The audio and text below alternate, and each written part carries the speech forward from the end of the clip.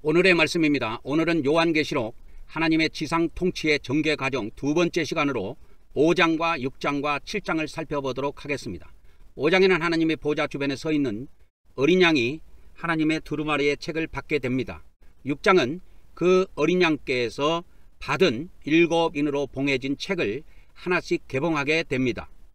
7장은 삽입된 장인데요. 7장에서는 14만 4천 명의 종들과 또 흰옷 입은 셀 수 없는 무리가 나옵니다. 그래서 이 대환란 중에 이긴 자들의 두 무리가 나오게 되는데요. 이 비밀에 대해서 오늘은 좀 세밀하게 살펴보도록 하겠습니다. 여러분 안녕하십니까? 성경 말씀 사관학교입니다. 오늘 또 하나님의 말씀 무장 290회가 되겠습니다. 290회입니다. 오늘 또 물질로 후원해 주신 분이 계십니다. 무명으로 30만원 진심으로 감사드립니다. 이 마지막 때 하나님의 완전한 말씀 무장하여 영육간의 완전한 하나님의 복을 누리시기를 예수 그리스도 이름으로 기도드립니다. 선자 이름으로 선자를 영접하는 자는 선자의 상을 받을 것이요 의인의 이름으로 의인을 영접하는 자는 의인의 상을 받을 것이라고 주 예수님께서 말씀해 주셨습니다.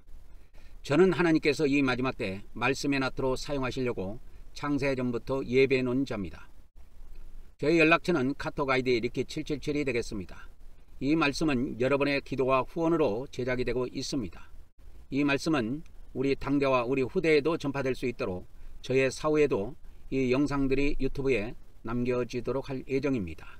많은 기도와 후원을 부탁드립니다. 오늘 또 기독교 종말론 제9회 9회입니다. 9회 요한계시록의 핵심 주제인 하나님의 지상 통치의 전개 과정을 오늘 또 추가로 알려드리도록 하겠습니다. 이 요한계시록은 여러가지 주제로 우리가 나눠서 요한계시록을 밀도 있게 우리가 탐색하고 상고해 볼 수가 있습니다. 그런데 지금은 우리가 요한계시록을 하나님의 지상 통치라는 이러한 주제로 1장부터 시작해서 22장까지 쭉 이렇게 전개해 가면서 하나님의 지상 통치가 이 요한계시록에 어떻게 전개되어 있는가 그 과정들을 살펴보고 있는 중에 있습니다. 이 요한계시록은 독특하게 하나님을 앞으로 오실 분, 장차 오실 분 이렇게 소개하고 있습니다. 성경 어디에도 하나님을 소개할 때 앞으로 오실 분이다, 장차 오실 분이다 이렇게 소개한 데는 요한계시록 외에 어떤 성경에도 존재하지 않습니다. 오직 요한계시록에만 이 말씀이 4절 나옵니다. 4절. 그래서 1장에 2번 나오고 4장에 1번 나오고 11장에 1번 나옵니다. 앞으로 오실 분, 장차 오실 분. 그래서 하나님께서는 이렇게 1장부터 이 앞으로 이 지상에 내가 반드시 가게 된다 라고 하는 것을 확고하게 7교회에게 전달하기 위해서 계시록 서문에다가 앞으로 오실 분이다, 장차 오실 분이다 해서 요한계시록 서문이 계시록 1장인데 1장에 이 말씀이 2번이 나옵니다. 그래서 이 요한계시록 1장 4절에 보면 요한은 아시아에 있는 7교회에 편지하노니 지금도 계시고 전에도 계셨고 앞으로 오실 분 이렇게 해서 하나님을 앞으로 오실 분으로 소개하고 있습니다. 그리고 계시록 1장 8절에도 지금도 계시고 전에도 계셨고 앞으로 오실 주님 곧 전능자께서 이르시되 나는 알파 오메가요 시작과 끝이라 이렇게 말씀을 하시지요. 그래서 이것이 이제 우리 기독교 개정성경에는 장차라는 말로 번역이 되어 있습니다. 장차라는 말로 번역이 되어 있습니다. 그래서 개정성경에는 이제도 계시고 전에도 계셨고 장차 오실 분 이렇게 되어 있고요. 1장 8절에도 보면은 이제도 계셨고 이게 또 있고 이렇게 바뀌지요. 그러니까 이 개정성경은 확실히 이렇게 동일한 말씀을 놓고 이게 언어가 자꾸 바뀌어요. 그래서 이제도 있고 전에도 있었고 장차 올 자요 이렇게 번역을 해놨습니다. 그렇게 해서 이 요한계시록 1장에는 이렇게 하나님이 이 땅에 반드시 오신다고 이렇게 못 박아놓고 있습니다. 그래서 요한계시록 끝에 가면 요한계시록 서문에서는 내가 앞으로 이 지상에 갈 거다 이렇게 되어 있고 요한계시록 저 끝부분에 가면 21장 22장에는 하나님이 이 지상에 오셔갖고 통치하십니다. 그래서 이 새 예루살렘 성이 요한계시록 21장 2절에 보면은 새 예루살렘 성이 땅에 내려오는데 이 새 예루살렘 성 안에 하나님의 보좌가 있습니다. 새 예루살렘 성 중앙에. 그래서 이 새 예루살렘 성이 이 천년 왕국 때 하나님의 왕국이 이 땅에 들어설 때 이 하나님의 보좌가 있는 새 예루살렘 성이 하늘에서 이 땅으로 내려옵니다. 그렇게 해서 하나님과 인간이 함께 거주하는 시대가 와요. 그래서 하나님과 인간이 함께 거주하는 그 시대가 바로 지상 왕국이 되겠습니다. 계시록 11장 15절에 나오는 그리스도 왕국, 주님의 왕국. 여기에는 정확하게 말하면 주님과 그리스도의 왕국 이렇게 붙이는 게 좋습니다. 더 정확하게 말하자면 주 하나님과 그리스도의 왕국 이렇게 붙이는 것이 좋습니다. 그래서 이 땅에 임하는 천년왕국은 창세로부터 예비된 왕국인데요. 이게 마태복음 25장 34절에 기록되어 있죠. 이 창세로부터 예비된 왕국은 주 하나님의 왕국인 동시에 그리스도의 왕국이라는 걸 알 수가 있습니다. 그것이 요한계시록 11장 15절에 등장합니다. 그래서 세상 나라가 우리 주와 그의 그리스도의 나라 이렇게 되어 있죠. 그래서 주의 나라 그리스도의 나라 이렇게 되는 겁니다. 다시 킹제임스로 가보면 우리 주와 그분의 그리스도의 왕국들이 되었고 해갖고 주와 그리스도의 왕국 이렇게 되는 겁니다. 그래서 이 천년왕국이라는 것은 그리스도의 왕국만 되는 것이 아니고 주 하나님의 왕국이기도 하고 예수 그리스도의 왕국이기도 합니다. 그것을 우리가 잘 이해를 해야 됩니다. 그래서 이 요한계시록에는 가장 중요한 주제가 하나님의 지상통치입니다. 지금도 하나님께서 천국에서 모든 것을 다 통치하고 계십니다. 그러나 이 지상은 실제로 인간이 통치해요. 뭐 기독교인들은 이게 하나님이 통치한다고 그렇게 믿고 싶지만 실상은 하나님이 통치하지 않고 실상은 인간이 통치합니다. 그래서 우리나라는 이재명 대통령이, 미국은 트럼프 대통령이, 중국은 시진핑 주석이, 북한은 김정은 위원장이 그렇게 통치하는 겁니다. 그래서 각각 통치권을 갖고 있는 자들이 통치를 하는 거예요.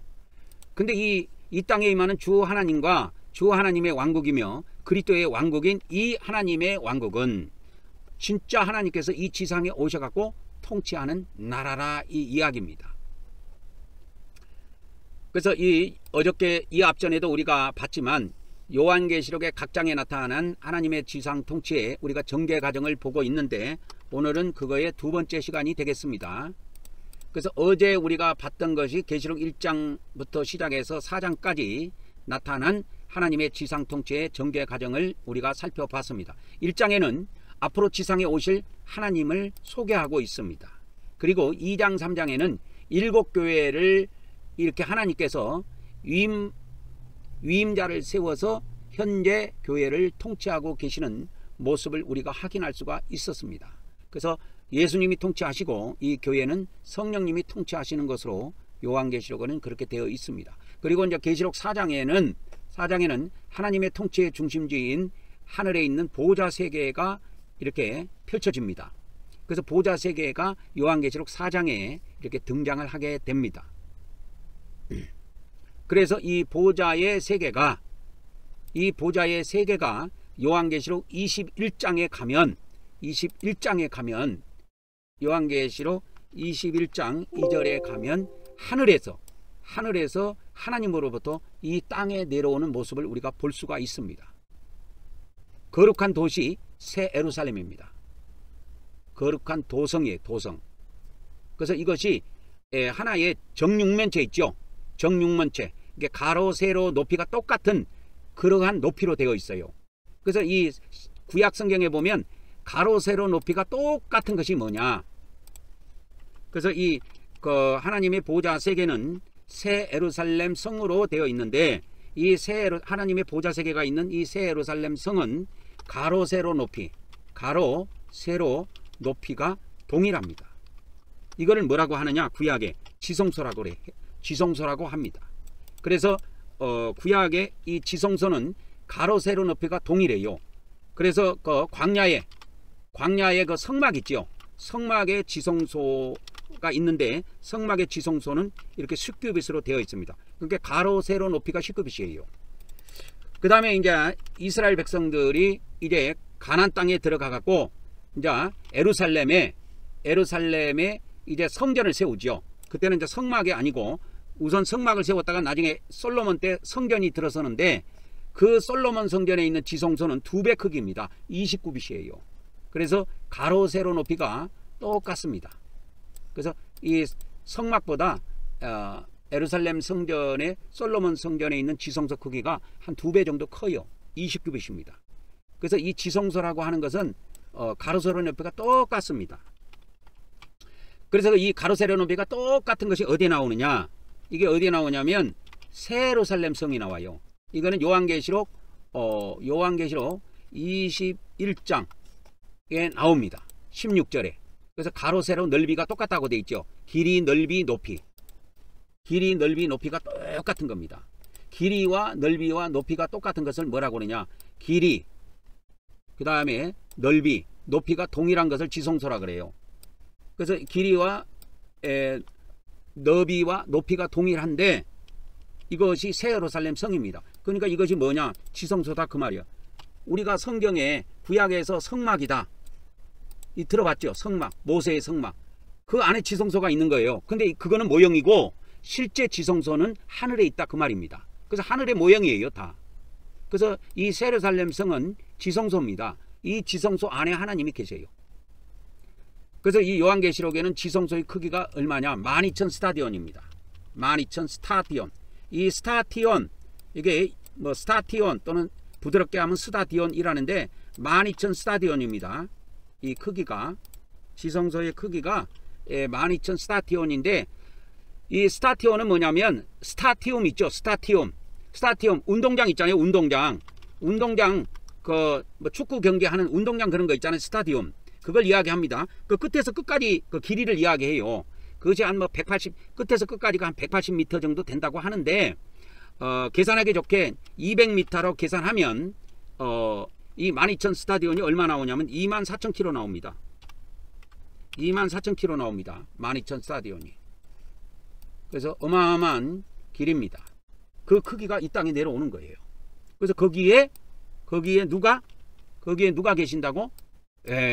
하나님의 보좌가 계시고 보좌가 있고 그 위에 하나님이 자정에 계시는 겁니다. 우리는 그 보좌에 계신 하나님을 우리가 섬기고 경배하고 그분을 만나기를 간절히 기다리는 중에 있는 겁니다. 그래서 어제까지 우리가 계시록 4장까지 했고 이제 오늘의 말씀은 이제 요한계시록 5장부터 시작해서 시간 되는 데까지 우리가 말씀을 보려고 합니다. 이 요한계시록 5장에 오면은 어떤 내용이 나오냐면 하나님의 보좌 세계입니다. 요한계시록에도 내용이 그 하나님의 보좌 세계가 나와요. 하나님의 보좌 세계입니다. 근데 하나님의 보좌 세계 주변에 주변에 뭐가 있냐면 어린 양이 있어요. 어린 양이 있습니다. 이 어린 양. 그러니까 어린 양은 비유로 되어 있는 것인데 쉽게 말하자면 우리가 이 땅에 있는 양 있잖아요. 양. 어린 그렇게 조그마한 양입니다. 양. 보좌 세계에. 그러니까 여기에서 우리가 분명히 알 수 있는 것은 뭐냐면 예수님하고 하나님은 격차가 있어요. 하나님은 보좌에 앉아 계시고 있고 예수님은 어린 양으로 표현되어 있는데 보좌 주변에 서 있어요. 그냥 앉아 있는 것이 아니고. 그래서 계시록 5장 6절에 보면은 이게 나옵니다. 내가 또 보니 보좌와 네 생물과 장로들 사이에 한 어린 양이 서 있다. 이렇게 나옵니다. 어린 양이 이렇게 서 있어요. 보좌에 앉아 계신 분은 주 하나님이고 이 예수님으로 상징되어 있는 어린 양은 그 보좌 주위에 서 있습니다. 근데 이렇게 보니까 사도 요한이 딱 보니까 일찍 죽임을 당한 그런 모습이에요. 근데 이 보좌에 앉아 계신 하나님께 요한계시록 그 5장에 보면은 그 보좌에 계신 하나님의 오른손에 두루마리가 하나, 두루마리 책이죠. 책. 두루마리라고 하는 책이 하나 그 보좌에 앉아 계신 하나님의 오른손에 이게 들려 있어요. 오른손에 이 책이 하나 들려 있어. 근데 안쪽과 뒷면에 안쪽과 뒷면에 다 글이 적혀 있어. 안팎으로. 그래가지고 그것을 7인으로 딱 봉해 놓은 거야. 그래서 우리가 뭐 어디에 중요한 문서를 보낸다든지 비밀 문서를 보낼 때는 이 시건장치라고 해가지고 딱 봉을 합니다. 그래서 누가 열어보면 열어봤다는 그 표시가 나죠. 그래서 뜯어보면은 이렇게 붙여놓은 그 시건장치가 찢어지는 거죠. 그렇게 되면은 누가 열어봤다는 걸 알 수가 있습니다. 근데 마치 이와 같이 보좌에 앉아 계신 하나님의 오른손에 있는 이 책이 한 권이 있는데, 이 책도 하나님께서 7인으로 딱 이렇게 봉해 놓은 거예요. 7인으로 딱 봉해 놓은 겁니다. 누가 함부로 이걸 못 뜯어보게. 근데 이거를 뜯어봐야 이 하나님이 앞으로 미래에 어떻게 통치하실 것인가, 이 비밀을 알 수가 있는데, 이거를 뜯어볼 수 있는 권한을 갖고 있는 사람이 아무도 없어요. 그래서 하늘 위에도 없고 땅 위에도 없고 땅 아래도 없는 겁니다. 이 하늘 위라고 하는 거는 천국을 이야기해요. 그 다음에 땅이라고 하는 거, 땅 위는 지상을 이야기하는 거고, 이 지구상. 그 다음에 땅 아래는 그 마귀세계를 이야기합니다.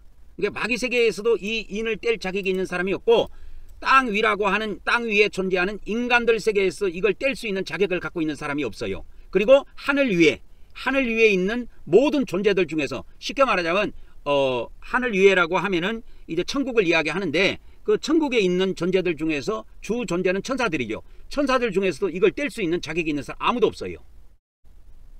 그리고 죽은 사람들 중에서도, 천국에 가 있는 사람들 중에서도 이걸 뗄 수 있는 자격이 있는 사람이 아무도 없어. 그래서 하늘에나 땅에나 땅 아래에 있는 어떤 사람도 능히 그 책을 이렇게 펴보지를 못하는 겁니다. 그러고 있는데, 그래서 이제 사도 요한이 펑펑 운 겁니다. 그래서 그러고 있는데 24장로 중에 한 분이 울지 마라, 얘야 울지 마라 하면서 유다 지파의 사자인 다윗의 뿌리가 이겼으니 두루마리와 그 7인을 떼시리라 하고 위로를 주십니다. 그래서 7인으로 봉해진 그 책을 뗄 수 있는 자격이 있는 사람을 알게 된 거예요. 그게 누구냐? 어린 양이에요. 보좌와 네 생물과 장로들 사이에 서 있는 어린 양이 이것을 뗄 수 있는 자격이 있어요. 그래서 그 어린 양이 나와서 보좌에 앉으신 그러니까 주 하나님입니다. 주 하나님, 요한계시록 1장에 나와 있는 주 하나님의 오른손에서 그 두루마리 책을 취하게 됩니다. 받은 거예요. 그래서 두루마리를 취함에 네 생물과 24장로들이 그 어린 양 앞에 엎드려가지고 이렇게 쉽게 말하자면 찬양을 드리는 겁니다. 그래서 그들이 노래를 부르는데, 네 생물과 24장로들이 뭐라고 노래를 부르냐? 두루마리를 가지시고 그 인봉을 떼시기에 합당하십니다. 일찍이 죽음을 당해서 가축속과 백성과 방언과 나라 가운데에서 사람들을 피로 사서 하나님께 드리셨고, 그 다음에 그들로 우리 하나님 앞에서 나라와 제사장으로 삼으셨으니 그들이 땅에서 왕노릇 하리로다. 그렇게 해서 어린 양께 찬양을 올립니다. 어린 양께 찬양을 올리는데, 이렇게 누가 통치한다고 이야기하냐면, 이게 킹제임스 성경에는 우리를, 그들이 아니고 우리를 왕과 제사장으로 삼았다고 되어 있습니다. 근데 이게 소수 필사본에는 이게 왕과 제사장으로 안 돼 있고 나라와 제사장으로 돼 있어요. 나라와 제사장, 이건 다릅니다. 그래서 나라와 제사장으로 돼 있고, 다소 필사본에는 왕과 제사장으로 돼 있습니다. 그러니까 우리가 사람이니까 우리가 어떤 직분을 받는다면 왕과 제사장이라는 말이 더 정확하죠. 왕도 직분이고 제사장도 직분이니까. 근데 이 나라는 직분이 아니잖아요. 나라라는 건 직분이 아니잖아. 제사장은 직분이지만. 그런 면에서는 이 소수 필사본이 이 부분을 수정할 부분이 있습니다. 어찌됐든 간에 어린 양이 이렇게 죽으시고 피로 이 땅에 있는 사람들을 사서 하나님께 드렸다. 그래서 이제 이 땅에 있는 사람들 중에서 왕과 제사장으로 될 사람들이 있고, 이 천년왕국 때 왕과 제사장 된 사람들이 땅에서 1000년 동안 통치하는 일이 있게 되는 것입니다. 그래서 우리가 땅에서 통치하리로다. 여기서 통치는 그냥 통치가 아니고 왕으로 통치하는 겁니다. 그래서 왕으로 통치하는 것을 바실류오, 이걸 알려드렸죠. 헬라어로 바실루오입니다. 왕으로 통치하는 것을 의미합니다. 그래서 천년왕국 때는 수많은 왕, 특히 순교를 당하는 14만 4천 명의 종들이 전부 다 부활해가지고 이 땅에 이렇게 예수님과 함께 강림하셔가지고 이 천년 동안 이 지구상에서 나라를 각각 유업으로 받아서 쉽게 말하자면 14만 4천 왕국이 들어서는 겁니다. 어마어마하죠. 그러니까 그것이 하나의 나라고 하나의 도시입니다. 그래서 천년왕국 때 이 지상에 성령님의 음성으로 보면은 이 지상에 땅 위에와 바닷속에와 공중에, 그러니까 하늘에 보이는 공중에 수많은 집들이 들어선다고 하는 이야기입니다.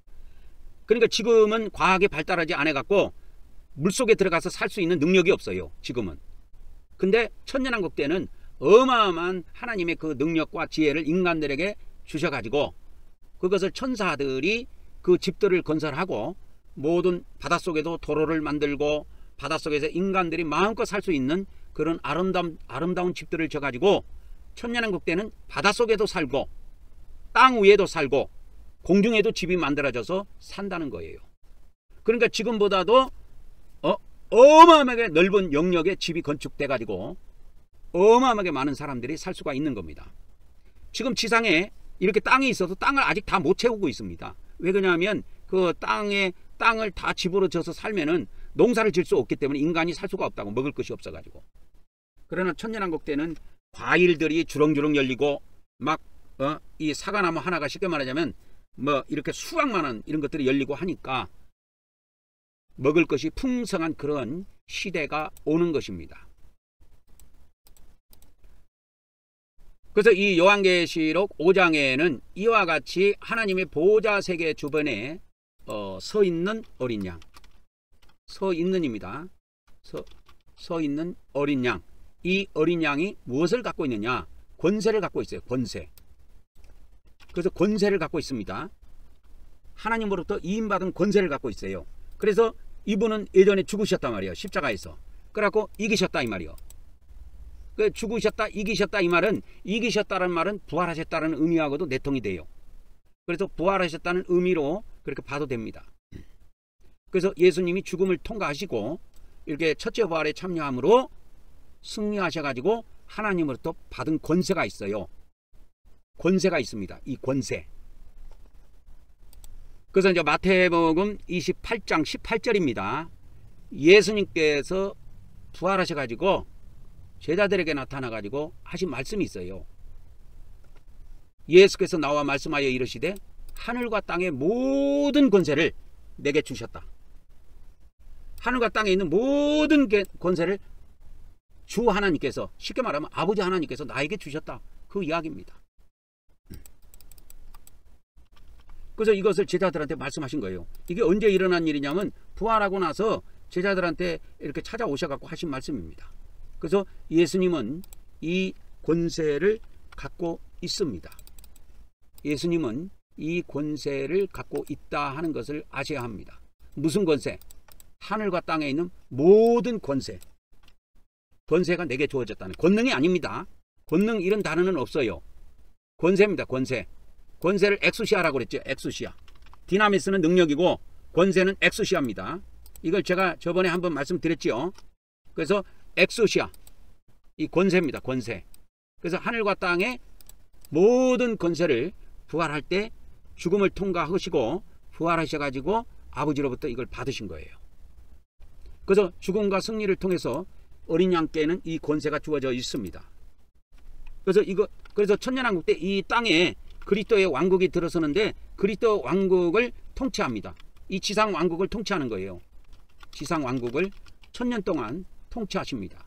그런데 혼자 통치하는 것이 아니고 통치자들을 세워서, 왕들을 세워서, 수많은 왕들을 세워가지고 그 첫째 부활에 참여한 자들에게 통치권을 넘겨서 통치를 합니다. 예수님은. 그래서 이 통치 권한이 이렇게 천년왕국 때 이렇게 보면은 통치 권한이, 그래서 이 통치 권한이 보면은 통치 권세가 아버지로, 하나님으로부터 시작해서 누구에게 가느냐? 누구에게 가냐면 그리스도에게 갑니다. 그렇죠? 그리스도는 또 누구에게 갑니까?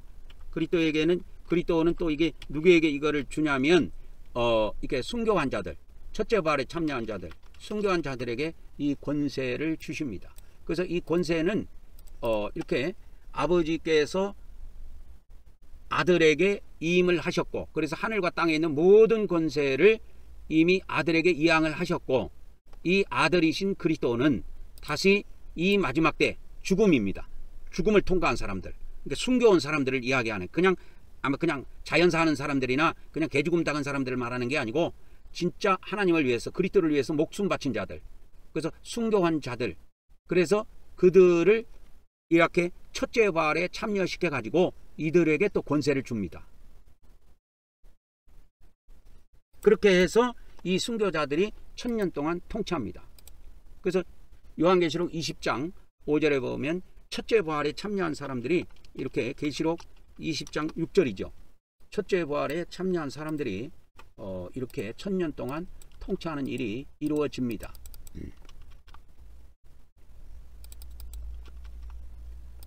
여기를 한번 보겠습니다. 그러면 그래서 계시록 20장 6절에 보면은 첫째 부활에 참여하는 자는 복이 있고 거룩하도다. 둘째 사망이 그들을 다스릴 권능을 갖지 못하고 도리어 그들이 하나님과 그리스도의 제사장이 되어, 여기에서 그리스도의 제사장이라고도 말하지 않고 하나님과 그리스도의 제사장이라는 것에 유념해야 돼요. 왜? 이 천년왕국이라고 하는 것은 천년왕국이라고 하는 것은 이걸 아셔야 됩니다. 여러분, 이 천년왕국이라고 하는 거는 여기다가 이제 표시를 해볼까요? 이 천년왕국이라고 하는 거는 어떤 의미를 갖고 있냐면 하나님과 그리스도의 왕국이에요.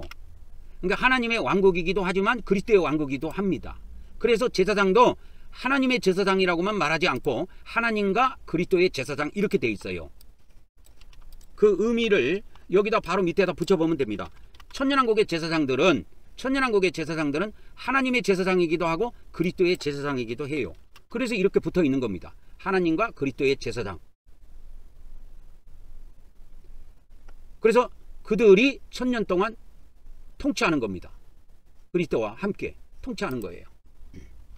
근데 이미 최종 통치권은 주 하나님께 있지만, 이 주 하나님께서는 예수 그리스도가 이 땅에 성육신을 해 가지고 다 사명을 감당하고 순교를 하셨고, 그 순교의 대가로 첫 번째로 부활을 시켜 주셨고, 그래서 그 부활을 통해서 하늘과 땅의 모든 권세를 위임을 받았습니다. 어마어마한 권세를 위임받은 겁니다. 엄청난 권세예요. 하늘과 땅에 있는 모든 권세를 이 주 하나님께서 그리스도께 인계를 해 주신 것입니다. 근데 그리스도는 다시 천년왕국 때 직접 통치하지 아니하시고 순교자들에게 이와 같이 통치권을 위임해서 같이 통치를 합니다.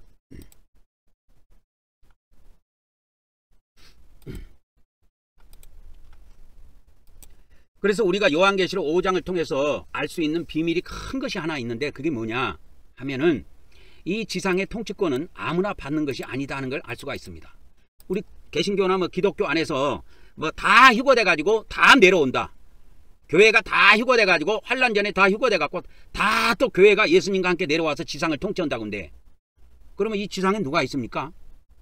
다 올라갔다 다 내려오면 이 지상에 누가 있냐고. 통치할 사람이 있어야 통치할 거 아니요. 백성이 많아야지 어떻게 백성보다 왕이 많습니까? 그게 말이 됩니까?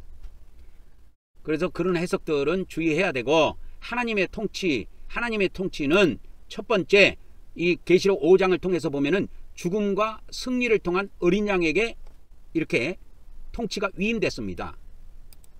그래서 하나님의 통치는 직접 통치도 있지만 위임 통치예요. 대부분 위임 통치입니다. 그래서 어린 양이신 그리스도께 이와 같이 통치권을 위임해 가지고 통치하신다 이 말입니다. 그래서 예수님께서도 아까 말씀하셨지만 어디 가서 마태복음 28장 18절이네. 모든 권세를 다 위임해 주신 거예요. 예수님께서 제자들에게 뭐라고 말씀하셨냐? 부활하셔가지고 제자들에게 찾아오셨을 때 하늘과 땅에 있는 모든 권세가 내게 주어졌다. 그러니까 너희는 가서 아버지와 아들과 성령의 이름으로 침례를 베풀고 내가 너희들에게 명령한 모든 것을 가르쳐서 지키게 하라. 그렇게 말씀을 하신 겁니다. 그래서 위임 통치입니다. 그래서 이 계시록 5장을 통해서 알 수 있는 큰 비밀이 하나 있습니다. 이 지상 통치는 아무나 못해요. 지금 이 지구상에서도 대통령이 나오는 거는 그 나라 전체에서 한 명이에요. 지금 우리 대한민국만 보더라도 최종 통치권자는 이재명 대통령입니다. 한 명이에요, 한 명. 그래서 혼자 이것이 다 통치하기 힘드니까 통치권을 이임해가지고 우리나라 헌법에 보면 국무총리도 있고 장관도 있고 차관도 있고 밑에 수많은 공무원들이 있어갖고 그 공무원들이 최종 통치권을 갖고 있는 그분으로부터 통치권을 이임받아가지고 그 일들을 보는 거예요. 그렇게 구성이 되어 있습니다. 하늘나라의 통치도 이와 비슷하게 진행이 돼요. 그러니까 하나님의 나라가 이 지상에 들어서도 그러한 형태를 띠고 통치권이 수행된다는 걸 아셔야 합니다. 그냥 개나 소나 다 그냥 통치권을 다 주는 게 아니에요. 예수님 믿었다고 그냥 예수님 믿는 사람들 다 휴거시켜가지고 예수님 재림할 때 다 데리고 나와가지고 전부 다 왕권을 다 준다? 있을 수가 없어요. 요한계시록에는 분명합니다, 여러분. 어떻게 돼 있느냐 이걸 아셔야 돼요.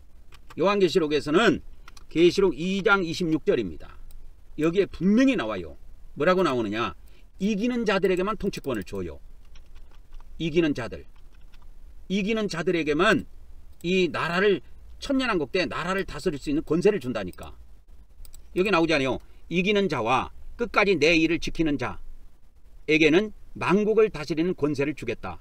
예수님께서 그렇게 약속하셨어요. 만국을 다스리는 권세. 이것이 뭐냐? 천년왕국 때 뭐요? 천년왕국 때 그 백성들을 다스리는 권세를 주시겠다고 하는 겁니다. 그래서 이 만국이라고 되어 있는데 만국이 에드노스예요. 에드노스라는 것은 모든 나라를 이야기하는 게 아니에요. 에드노스는 민족, 백성. 여기에 보면은 백성들이라고 번역한 게 최고 좋습니다. 백성으로 번역한 게 최고 좋아요. 그래서 좀 대한성서 공회는 헬라어 좀 공부도 좀 하고 해서 번역을 좀 똑바로 좀 하라고. 놀지만 말고. 이기고 나의 행위를 끝까지 지키는 자에게는 내가 뭐요? 천년왕국 백성들, 에드노스예요. 백성들을 다스릴 권세를 주시겠다는 거예요. 권능이 아니고 권세를 주시겠다. 주리라 그러는 겁니다. 백성을 다스리는 권세. 그래서 천년왕국에는 모든 사람에게 왕권을 주지 않아요. 그래서 교회가 다 휴거됐다가 다 내려와 갖고 천년왕국 전부 다 왕같은 제사장이 돼 갖고 다 통치한다는데 그런 헛소리 하면 안 됩니다. 헛소리 하면 안 됩니다. 그래서 천년시대의 왕은 누가 됐냐? 왕들은 누가 되냐면 이 마지막 때 뭐 한 사람들? 이긴 자들 여기 나오잖아요. 이긴 자들만 천년왕국의 왕권에 참여하게 되어 있습니다. 그래서 예수님이 계통을 밟아야 돼요. 예수님이 가는 그 행위, 나의 행위를 끝까지 지킨 자. 예수님의 행위가 뭐가 있느냐? 예수님이 십자가에서 죽으시고 3일 만에 부활하신 거야. 그래서 이 왕권을 차지하는 사람들도 요한계시록 11장에 보면 순교했다가 부활합니다. 그래서 예수님의 전처를 밟은 자들입니다. 그러니까 순교했다가 뭐 해야 돼요? 부활의 과정을 걸치는 사람들 이 말입니다. 예수님의 행위를 끝까지 지킨 자들 이렇게 되어 있습니다. 여기서 일이라고 하는 거는 일이라고 하는 이것은 행위라고 보는 게 더 좋아요. 행위. 이걸 헬라어로 에르곤이라고 그래요. 에르곤 여러분한테 과거에도 몇 번 말씀해 드렸는데 이 에르곤이라고 하는 거는 뭐를 나타내느냐? 행위를 나타냅니다. 행위를 나타냅니다. 그래서 이들에게 뭘 주시겠다? 예수님의 행위가 뭐예요? 순교한 거예요. 이 땅에서. 그리고 부활하신 거예요. 이 전체를 밟는 겁니다. 그래서 그 요한계시록 11장에 보면 두 증인이 나오는데 이 두 증인은 상징적인 것이고 상징적으로 비유해 놓은 겁니다. 그래서 이 두 증인이 뭐 하는 사람이냐면 3일 반 만에 이 사람들이 순교했다가 3일 반 만에 부활한 사람들입니다. 이들이 누구냐? 이 두 증인이 곧 천년왕국에 예수님과 똑같은 과정을 밟았대요. 순교하고 부활했습니다. 그래서 요한계시록에서는 이 예수님의 죽음이 십자가 대속의 죽음만 있는 것이 아니고 순교의 의미가 담겨 있어요. 요한계시록에서는. 요한계시록의 전체적인 내용을 보면. 그래서 이 두 증인이 죽은 것은 속죄를 위해서 죽은 게 아닙니다. 대속을 위해서 죽은 것이 아니고 예수님이 십자가에 죽으면 대속의 의미도 있고 그렇지만은 순교의 의미도 들어가 있습니다. 요한계시록에는. 그래서 이 순교했다가 부활하게 됩니다. 그 자들이 뭐예요? 첫째 부활에 참여한 자들인데 이들이 백성을 다스릴 수 있는 권세를 주겠다는 거예요. 이 만국은 번역이 틀린 겁니다. 이게 헬라어로 가면 에드노스라고 되어 있어요. 에드노스. 이 에드노스는 어디에도 나오냐면 요한계시록 21장에도 나와요. 에드노스가. 요한계시록에도 이게 나옵니다. 요한계시록에도 보면은 에드노스가 나와요. 요한계시록에 보니까 에드노스가 몇 번 나옵니까? 에드노스가 23번 나와요. 엄청 많이 나오죠. 에드노스가. 그래서 요한계시록 뭡니까? 21장에 보면 21장 24절에 만국이 빛 가운데로 다니고 이 새 예루살렘 성을 이야기하는 겁니다. 그래서 새 예루살렘 성 안에 이게 이야기하는 내용인데 계시록 21장은 새 예루살렘 성 안의 내용을 이야기하는 건데 거기에 내용이 뭐가 나오느냐? 이 만국이라고 나오는데 이 만국으로 번역하면 안 되고 백성들로 번역해야 돼요. 이거를 백성들이 뭐예요? 그 빛 가운데로 다니고 새 예루살렘 성에는 하나님의 빛이 비쳐요. 그래서 해나 달이나 별이 필요가 없어요. 그 안에는 형광등 불빛도 필요가 없고 보호자에서 그 빛이 나온다니까요. 그래서 22,400km 되는 그 길이와 넓이와 높이가 12,000 스타디온이 되는 그 공간을 다 채웁니다. 하나님의 빛이. 그래서 하나님의 백성들이 천년왕국 백성들이 그 빛 가운데로 다니고 땅의 왕들이 자기 영광을 가지고 그리로 들어가리라. 그리가 뭐냐? 새 예루살렘 성이에요. 이때 이거를 민족 만국이라고 번역했는데 만국으로 번역하면 안 되고 에드노스는 만국이라는 뜻이 없어요. 그래서 헬라어 사전을 찾아보면 이게 없습니다. 만국이라는 그런 뜻이 없어요. 계시록 21장 26절 그 24절 다음 절에 보면 25절 다음에 26절이 나오는데 봐보세요. 만국의 영광과 종기를 가지고 그리로 들어가겠고. 그래서 백성들이 많은 하나님 백성들이 이와 같이 그 영광과 종기를 가지고 그리 들어갑니다. 그래서 그 예루살렘 성문은 닫는 일이 없습니다. 거기에는 밤이 없어요. 문들을 그래서 닫을 일이 없습니다. 그러나 그 새 예루살렘 성 밖에는 햇빛도 있어야 되고 달빛도 있어야 돼요. 그래서 구약에 보면은 이 새 하늘 새 땅이 들어서면 햇빛이 지금보다 7배 받겠고 그 다음에 달빛은 지금의 햇빛 같겠고 그랬어요. 그러면 완전 대낮만 있는 거예요. 밤이 없어요. 천년왕국에는 실제로는. 여러분 한번 보세요. 지금의 햇빛과 같겠고 천년왕국에 달빛이 햇빛 같겠고 그러면 밤에 달빛이 비치는데 지금 햇빛 같대. 그러면 대낮이지. 그래서 천년왕국은 그런 나라인 것입니다. 천년왕국은 빛으로 가득 찬 나라예요. 그러나 이 성문 밖에는 그래도 밤이 있어요. 왜? 낮에는 7배 밝기는 하지만 밤은 이 지금의 햇빛처럼 7배 더 이렇게 그때 7배 강했던 태양보다도 7배 희미하게 비치니까 그 밤이라는 것과 낮이 구분이 됩니다. 그래서 이제 사람들이라고 하는 거는 여기서 백성들입니다. 백성들. 아까 에드노스라고 하는 그 백성들이 뭐요? 그 백성들의 영광과 종기를 가지고 그 안에 들어갑니다. 들어가서 뭐 하느냐면 이 새 예루살렘 성 안에 들어가고 보호자를 향해서 경배를 드린다니까요. 그래서 이 마지막 때 경배를 드리는 그러한 이렇게 예배가 생깁니다. 그래서 세계 최초로 우리 한국 경배교회가 모범을 보이기 위해서 이걸 하고 있는 거예요. 저도 이것을 성령님으로부터 알게 된 것은 몇 년 안 됐습니다. 그래서 그 성령님의 가르침에 순종해서 저는 매일 아침 저녁으로 성삼위 하나님께 경배를 올립니다. 7배씩. 아침에 7배, 저녁에 7배 그렇게 올립니다. 그래서 하나님의 백성들이 이 새 예루살렘 성 안에 들어가서 보호자를 향해서 보호자에 계신 하나님께 경배를 드리고 나온다니까요.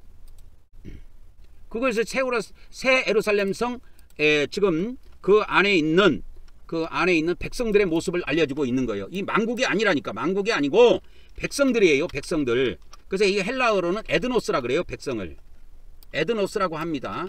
그래서 이 에드노스라는 사전을 찾아드릴게. 내가 사전을 찾아 드릴게요. 에드노스 사전을 찾아 드리면 이게 민족, 지파, 백성 이런 의미로 번역이 돼요. 그래서 이 피플로도 번역이 되고 민족, 네이션으로 많이 번역되고 또 젠타일이라고 그래갖고 이방인으로도 많이 번역이 되어 있습니다. 킹제임스 성경에. 그래서 이것을 에드노스를 전부 다 번역된 걸 보면 국민, 민족, 백성, 이교도, 이방인 이런 식으로 번역이 되어 있는데 여기에 만국은 없다니까. 만국은. 만국이라는 건 지구상의 모든 나라를 이야기하는 거예요. 그거는 없어요. 그래서 대한성서공회는 만국이라는 이 잘못된 번역을 싹 다 바꿔야 됩니다. 그래서 만국을 다스리는 권세를 주는 게 아니고 천년왕국 백성을 다스리는 권세를 줘요. 이 백성이 그 하나의 그 왕권을 받게 되면 이게 전 세계 구역이 나눠져 가지고 5도시, 2도시, 1도시 이렇게 줍니다. 상급에 따라서 그 나라를 나눠줘요. 예수님이. 그래서 그 영광을 천년 동안 이 땅에서 누리다가 천국에 가서 또 영생을 하고 천국의 영광을 영원토록 누리는 겁니다. 그래서 요한계시록에서 꼭 기억해야 될 것이 뭐냐. 이 세상에서 무조건 아무나 통치한다. 우리 지금 기독교에서는 특히 그 뭡니까 세대주의 전천연설에서는 환란 전에 다 교회는 휴거됐다가 전체 다 예수님 재림할 때 또 다시 같이 재림한다고 그런 쓸데없는 소리를 하는데 그 허황된 바람 집어넣지 마세요. 이렇게 이기는 자들만, 순교한 자들만, 순교했다가 부활한 자들만 천년왕국에 동참하게 돼 있어요. 왕으로. 그 외에는 이 보초에 있는 백성들은 다 백성으로 통치를 받게 되어 있습니다. 그래서 요한계시록 5장에서 꼭 알아야 될 것은 이 마지막 때 죽음이라고 하는 순교. 순교는 통치의 준비 단계입니다, 여러분. 그래서 죽는 것이 그냥 죽는 게 아니고 통치, 내가 통치권을 받을 수 있는 준비 단계예요. 이 죽음이라고 하는 순교가. 그래서 이것을 보증해 주기 위해서 14만 4천 명의 종들에게 하나님께서 인을 쳐요. 특별 보호를 해 주시는 겁니다. 그들을. 그래서 14만 4천 명에게 하나님께서 하나님의 인을 쳐 주십니다. 천사들이. 그래서 이 대환란 때 특별 보호를 받게 돼 있어요. 그래서 이 죽음이라고 하는 순교는 이 마지막 때 통치권을 준비하는 단계고 부활은 통치권의 완성 단계입니다. 통치권의 완성 단계예요. 그래서 부활하게 되면 이제 왕권을 받게 되고 천년 동안 통치하게 됩니다. 그래서 이 첫째 부활에 참여한 사람들이 아까 그 요한계시록 20장 6절에 있는 말씀처럼 첫째 부활에 참여한 사람들이 천년 동안 통치권을 행사하게 됩니다. 그래서 이거를 다시 한번 봅시다. 그래서 요한계시록 20장 6절에 보면 첫째 부활에 참여한 자는 복이 있고 거룩하도다. 둘째 사망이 그들을 다스리는 권세를 갖지 못하고 도리어 그들이 하나님과 그리스도의 제사장이 되어 몇 년 동안 천년 동안 그분과 통치하리로다. 그래서 아무나 통치하는 것이 아니고 첫째 부활에 참여한 사람만 통치권을 가지게 됩니다. 첫째 부활에 참여한 사람만 통치권을 가지게 된다 이 말입니다. 그래서 이제 요한계시록 그 5장에 보면은 그리스도는 피로 사람들을 사서 하나님께 바쳤습니다. 그리고 그들을 왕과 제사장으로 삼으셨으니 그들이 땅에서 왕노릇하게 되는 겁니다. 그래서 왕과 제사장이 이게 같이 붙어갖고 나오는 것이 요한계시록에 두 군데 나와요. 계시록 5장 10절, 계시록 5장 10절하고 1장 6절하고. 그래서 5장 10절에도 이게 나옵니다. 지금 우리가 5장을 하고 있는데요. 그래서 그들로 하나님, 우리 하나님 앞에서 나라와 제사장으로 삼으셨으니 그들이 땅에서 왕노릇하리로다. 이 킹제임스 성경에 보면 또 우리 하나님을 위해 우리를 그들이라고 안 돼 있고 킹제임스는 우리라고 돼 있죠. 우리를 왕과 제사장으로 삼으셨으니 우리가 땅에서 통치하리로다. 여기서 우리라고 하는 것은 다 포함된 것이 아니요. 순교자들만 여기에 포함됩니다. 순교자들만 땅에서 통치하게 돼 있어요. 아무나 통치하지 못합니다.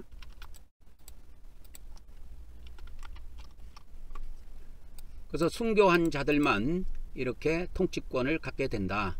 그래서 소수필사본에서는 우리를 나라와 제사장으로 삼았다 이렇게 돼 있고 다소필사본에는 우리를 왕과 제사장으로 삼았다.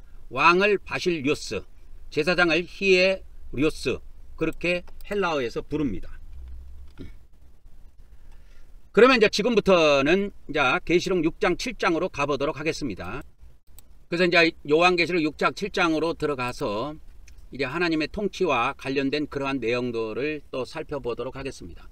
요한계시록 6장에는 어린 양이 그 일곱으로 봉해진 그 인을 하나씩 떼기 시작합니다. 그래서 계시록 6장 1절에 보면 내가 보매 어린 양이 일곱인 중에 하나를 떼시는데 그때 내가 들으니 네 생물 중 하나가 우레소리 같이 말하되 오라 하기로 이에 내가 보니 흰말이 있는데 흰말 위에 탄 자가 활을 가졌고 면류관을 받고 나가서 이기고 또 이기려고 하더라. 그래서 이 요한계시록 이제 6장 1절부터 인을 이렇게 하나씩 뗍니다. 인을 하나씩 떼는 내용이 나와요. 그래서 요한계시록 6장 전체에 6개의 인을 떼게 됩니다. 6개의 인. 그래서 요한계시록 6장의 총 내용은 어린 양이 인을 개봉하는 거예요. 인을 개봉한다는 것은 무슨 말이냐? 통치의 비밀이 열리는 겁니다. 이때까지 하나님께서 이 지상에서 어떻게 통치하실 것인가 아무도 몰라요. 그 비밀을. 하늘에 있는 자도 모르고 땅에 있는 자도 모르고 땅속에 있는 마귀들도 하나님께서 이 지상에서 어떻게 통치하실 것인가 그 비밀을 아무도 몰라요. 근데 이 비밀을 어린 양이 하나님의 오른손에 들려져 있는 통치의 비밀이 담겨있는 이 지상의 통치의 비밀이 담겨있는 그 책을 받아가지고 인을 하나씩 떼므로써 뭐를 아느냐? 어린 양이 통치의 비밀을 다 개봉하게 되는 겁니다. 그래서 어린 양이 통치의 비밀을 개봉함으로 인해서 이제 하나님께서 이 지상에 오셔갖고 통치하시는구나. 그 통치 비밀을 알게 되는 겁니다. 그리고 이 마지막 때에 이 짐승 시대가 오는데 이 짐승에게 경배하지 아니하고 짐승의 표를 받지 아니하고 그렇게 이 땅에서 순교를 택한 자들을 그 순교를 택한 자들에게는 하나님께서 통치권을 주신다는 그 내용도 계시록 2장 3장에서 이미 공개가 된 상태입니다. 그래서 이 통치의 비밀이 이제 어린 양을 통해서 이제 열리게 되는 것입니다. 그래서 보통 기독교에 보면은 특히 세대주의 전천년설에서는 첫 번째 인을 뗄 때 이제 7년 대환란이 들어가는 시기라고 자꾸 보는데 인을 떼도 7년 대환란 시작 안 합니다. 왜 그런지 아십니까? 이 인이라고 하는 것은 7년 대환란을 시작하는 환란의 기준점이 아니고 통치 비밀이 열리는 그것을 의미하는 거예요. 통치의 비밀이 열리는 겁니다. 그래서 이걸 아셔야 됩니다. 인을 떼신다는 내용이 뭐냐? 인을 떼신다는 의미가 어떤 의미냐? 인을 뗀다고 하는 의미는 대환란의 시작이 아니고 통치 비밀, 하나님이 이 지상에서 통치하시는 지상 통치의 비밀이 계시되는 걸 말하는 겁니다. 계시. 그래서 요한계시록인 거예요. 이 요한계시록은 계시록이에요. 무슨 마태복음, 누가복음, 마가복음, 요한복음처럼 복음이라고 할 수 있는 게 아니고 이 요한계시록은 계시의 말씀이에요. 계시의 말씀이라는 것은 그 안에 우리 인간들의 상식으로는 인간들의 머리로는 알 수 없는 계시의 비밀이 들어있다는 이야기입니다. 그것이 뭐로 인봉되어 있느냐? 7개의 인으로 인봉이 되어 있어요. 7개의 인. 그래서 7인으로 이 책이 봉해져 있다고. 7인으로. 그래서 7인을 다 떼야 이 지상 통치의 비밀이 다 열리게 되는 겁니다. 여러분, 이 계시라고 하는 말이 헬라어로 어떤 의미를 갖고 있냐면 원래 뚜껑으로 덮어놨던 무언가를 뚜껑을 열어갖고 보여주는 거예요. 그러니까 뚜껑을 열기 전에는 그 안에 뭐가 담겨있는 걸 모르죠, 우리 인간은. 근데 뚜껑을 열어서 그 안에 있는 걸 볼 수 있도록 하는 겁니다. 그래서 인을 뗀다는 의미는 비밀이 공개된다는 의미예요. 인을 뗀다는 의미는 비밀이 공개된다는 의미입니다. 다시 한번. 비밀이 뭐예요? 공개된다는 된다는 그런 의미예요. 이 인을 뗀다는 의미는. 하나님의 비밀, 무슨 비밀? 지상에서 하나님이 오셔가지고 통치하시겠다는 그 비밀. 그 비밀이 공개되는 거예요. 뭐를 통해서? 요한계시록을 통해서. 그래서 인을 뗄 때 이 세대주의 세대주의 전천년설에서는 세대주의 전천년 주의자들이 있습니다. 전천년 주의자들은 어떻게 이거를 이야기하냐면 세대주의 전천년 주의자들은 첫째 인을 뗄 때 7년 대환란이 시작된다고 해석을 합니다. 근데 그런 의미가 아니에요. 그런 의미로 해석하면 요한계시록은 엉망진창이 됩니다. 그래서 인을 뗀다는 의미라고 하는 거는 하나님의 지상 통치의 비밀이 계시된다는 의미예요. 누구에게? 믿는 자들에게. 이 마지막 때 택함 받은 종들에게 이 말씀이 계시가 되고 열려서 계속 말씀이 공급되는 거예요. 그래서 이 요한계시록의 말씀은 이 마지막 때 증언이 됩니다. 택함 받은 종들을 통해서 이 요한계시록이 어떤 의미를 갖고 있는가, 이것이 계시를 열어주시기 때문에, 어린 양이신 예수님이 이 계시를 열어주시기 때문에 우리 인간이 알 수가 있어요. 그래서 요한계시록은 인간의 머리로 풀면은 다 틀려요. 그게 오직 성령님만이 예수님이 성령님을 통해서 이 비밀을 풀어주시는 것입니다. 이 마지막 때. 그래서 첫째 인을 뗄 때 7년 대환란이 시작된다고 이 세대주의에서는 주장하고 있는데 다 뻥입니다. 그런 일 없어요. 그러면 이 7년 대환란이 시작되는 때는 그러면 세대주의가 말하는 것처럼 7년 대환란이 시작은 뭐 언제 되느냐? 그것은 첫째 인이 아니고 첫째 나팔이 울릴 때 7년 대환란이 시작됩니다. 7년 대환란의 시작은 첫째 나팔이 울릴 때입니다. 아시겠죠? 첫째 나팔이 울리는 거는 이 나팔 7개가 울리는데요. 요한계시록에는 이 나팔이 울리는 것은 뭐냐면 7개의 나팔, 이 7개의 나팔은 곧 무엇을 이야기하냐면 이 마지막 때 진행되는 7년 동안 진행되는 재앙과 심판이 여기에 담겨 있어요. 그래서 수많은 재앙이 나타납니다. 전쟁도 벌어지고 기근도 오고 전염병도 돌고 그 다음에 수많은 전쟁도 터지고 막 이런 안 좋은 일들이 엄청나게 많이 벌어집니다. 이 7년 동안. 그래서 첫째 나팔이 울릴 때 7년 대환란의 시작점이다. 세대주의가 말하는 첫째 인을 뗐을 때 7년 대환란이 시작되는 것이 아니다. 그리고 이제 세대주의자들은 이때 휴거가 있다고 이야기합니다.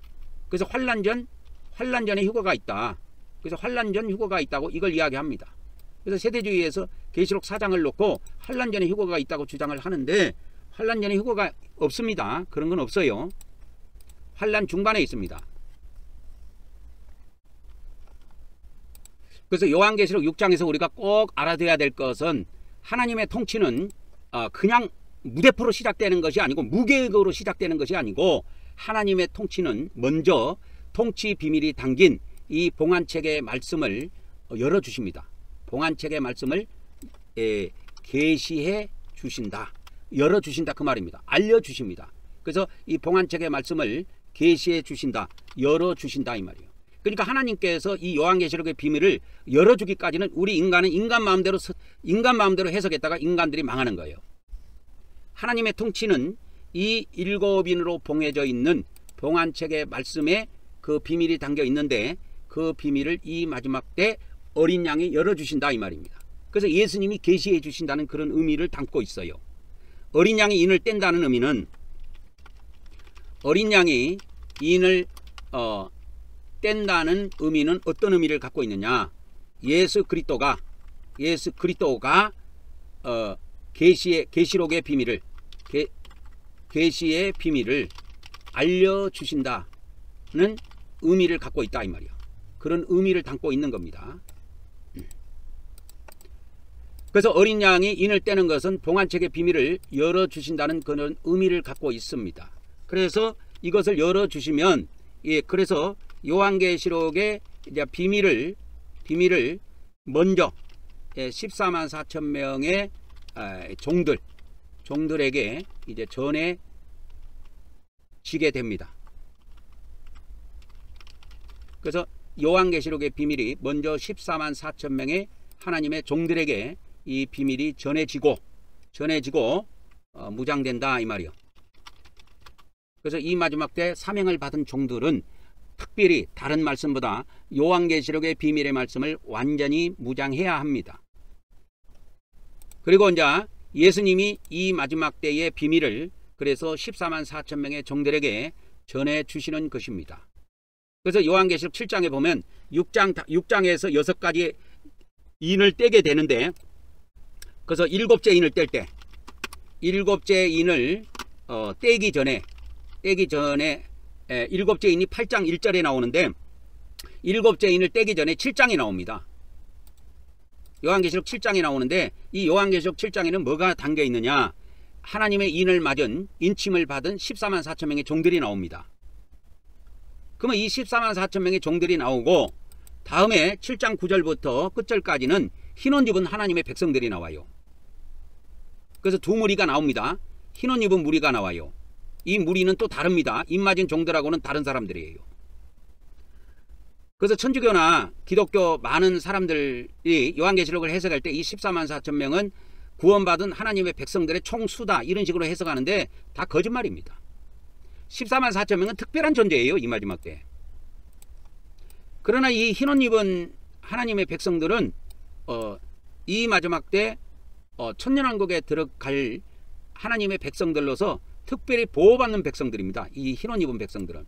그래서 흰옷 입은 백성들은 그냥 에드노스예요. 에드노스. 아까 에드노스 내가 이야기해 줬지. 에드노스 백성. 그래서 사람이에요. 사람. 그 14만 4천 명은 사람이 아닙니까? 사람은 사람인데 이들은 하나님 많은 사람들 중에서 이 마지막 때 택함받은 하나님의 종들입니다. 근데 이들이 뭘 하냐? 흰옷 입은 하나님의 백성들을 구원하기 위해서 짐승하고 싸워서 순교합니다.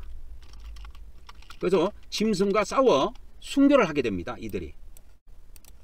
그 내용이 요한계시록 11장에 나와요. 두 증인 내용에. 그래서 두 증인이라고 하는 거는 이 14만 4천 명을 상징적으로 이야기한 단어가 두 증인입니다. 두 증인. 두 증인은 두 증인의 두 명이라는 의미가 포함이 되어 있지만 꼭 두 명만을 의미하지 않습니다. 이 14만 4천 명까지 확대됩니다. 그래서 입맞은 하나님의 종들인 14만 4천 명의 종들이 계시록 11장의 전반부에 보면 두 증인으로 상징되어 있는데 이들이 흰옷 입은 하나님의 백성들을 구원하기 위해서 짐승과 싸워서 순교하게 되고 이제 첫째 부활에 참여해서 이긴 자의 반열에 들어가게 됩니다. 그래서 이 이긴 자가 뭐 하느냐? 이들이 이긴 자의 반열에 들어가게 되는데요. 이들이 이긴 자가 뭐 한다고 그랬어요? 이긴 자가 뭐요? 백성들을 다스린다고 그랬잖아요. 백성들을 이긴 자는 백성들을 통치하는 권세를 받는다 이 말입니다. 다른 사람은 못 받아요. 이긴 자들만 받는 겁니다. 그래서 이 신약성경 요한계시록에서 이긴 자라고 하는 의미는 짐승과 싸워서 순교했다 그 의미를 내포하고 있어요. 순교하고 부활한 자를 의미합니다. 그러니까 첫째 부활이 안 되면 첫째 부활에 참여가 안 되면 그건 이긴 자의 반열에 못 들어간 거예요. 이건 종으로서의 이긴 자들이에요. 그래서 종으로서 이긴 자가 있습니다. 그래서 이긴 자의 두 종류. 이긴 자의 두 종류가 있는데 첫째는 뭐냐? 종으로서 이긴 자들. 두 번째, 백성으로서 이긴 자들. 이렇게 되어 있습니다. 요한계시록을 축약해 보면 이긴 자가 두 종류가 나와요. 이것이 어디에 나오느냐? 요한계시록 7장이에요. 그래서 요한계시록 7장의 전반부에는 이게 그래서 이게 계시록 7장 전반부에 나옵니다. 이게 전반부에 나와요. 그래서 계시록 7장 전반부에 이게 나오고 백성으로서 이긴 자들은 전반부에 나오지 않고 후반부에 나옵니다. 하반절에 나와요. 그래서 상반절에 나오는 것은 종으로서 이긴 자들, 백성으로서 이긴 자들은 하반절에 나옵니다. 그렇게 되어 있습니다. 요한계시록의 분포가. 그래서 이제 계시록 7장을 다 읽어볼 수는 없고 9절부터 보면은 이 일 후에 이 말은 뭐냐면 이 일 후라고 하는 이 일이라는 것이 뭐냐면 14만 4천 명의 종들이 인침받은 걸 이야기합니다. 그래서 인침받은 수가 각 지파별로 12,000명씩 해갖고 14만 4천 명의 인침을 받았어요. 이 일 후에 또 보니까 각 나라와 족속과 백성과 방언에서 이 말은 전 세계에서 이 말입니다. 아무도 능히 셀 수 없는 큰 무리가 있어요. 이 무리. 이거는 수를 셀 수가 없는 거예요. 근데 14만 4천은 수를 셀 수 있었기 때문에 숫자를 넣어준 거고 이 백성의 수는 각 나라와 족속과 백성과 방언에서 나오는 이 흰옷 입은 무리는 셀 수 없는 무리예요. 그래서 숫자가 안 나와요. 근데 이들이 흰옷을 입고 있습니다. 손에는 종려가지를 들고 있고 하나님 앞과 어린 양 앞에 서 있어요. 여기서 하나님 앞과 어린 양 앞이라고 하는 것은 뭐냐? 이거는 여기에서 이 보좌는 하늘에 있는 보좌가 아닙니다. 땅에 임한 보좌예요. 땅에 임한 상태입니다. 그것을 미리 보여준 거예요. 미리 보여준 겁니다. 그래서 요한계시록 7장은 이 흰옷을 입고 하나님 보호자 앞과 어린 양 앞에 서 있다고 이 내용이 독특한 내용입니다, 여러분. 그래서 이것은 계시록 21장하고 연결이 돼요. 이 내용은. 그래서 어린 양 앞에 서가지고 큰 소리로 외칩니다. 이들이 구원받은 상태예요. 7년 대환란을 거치면서 구원받아 나온 자야. 그래서 구원을 받은 자들입니다. 그래서 이들이 구원에 대해서 하나님 앞에 하나님과 어린 양께 감사의 찬송을 올립니다. 큰 소리로. 보좌 앞에 서가지고. 아까 계시록 21장에 그 백성들이, 에드노스라고 하는 백성들이 새 예루살렘 성에 들어가고 아까 하나님께 경배를 올린다고 내가 알려드렸지요. 그런 것처럼 이들이 그 새 예루살렘 성 안에 들어가가지고 하나님 보좌 앞에 쭉 서갖고 구원받은 그 보호처에서 나온 하나님의 백성들이 이 땅에 임한 새 예루살렘 성 안에 들어가가지고 하나님께 경배를 올리고 찬송을 올리는 겁니다. 그래서 우리가 이렇게 7년 대환을 통해 7년 대환란이라는 것을 통해서 우리가 구원을 받았는데 죽지 않고 살아남아갖고 하나님의 은혜로 구원을 받았는데 그 구원이 보좌에 앉으신 우리 하나님과 어린 양에게 있다고 감사를 올리는 내용입니다. 이 내용이. 그러니까 모든 천사가 보좌와 24장로와 네 생물의 주위에 서 있다가 보좌 앞에 엎드려 얼굴을 대고 하나님께 경배를 올려요. 그래서 얼굴을 땅에 납작 얼굴을 땅에다 대고 하나님께 경배하는 것이 이게 참된 경배법입니다. 이게 천년왕국 때 실제로 진행이 돼요. 이 땅에서. 그래서 이 비밀을 성령님은 저를 통해서 미리 알려주셨고 이거를 가장 먼저 행하게 하신 겁니다. 그래서 우리 한국 경배교회에는 뭐 사람 수는 얼마 안 되지만 그래도 매일 아침 저녁으로 각자 집에서 하나님께 경배를 올립니다. 아침 저녁으로. 그래서 이 말씀을 듣는 하나님의 백성이나 하나님의 종이 있다면 아침 저녁으로 경배를 드리는 그러한 것을 습관화 드리시기 바랍니다. 경배는 어떻게 드리냐? 계시록 7장 11절에 모든 천사가 하나님 앞에 경배를 드리는 이 방법대로 그대로 하면 돼요. 보호자 앞에 엎드려 가지고 얼굴을 땅에 대고 하나님께 절을 올리는 겁니다.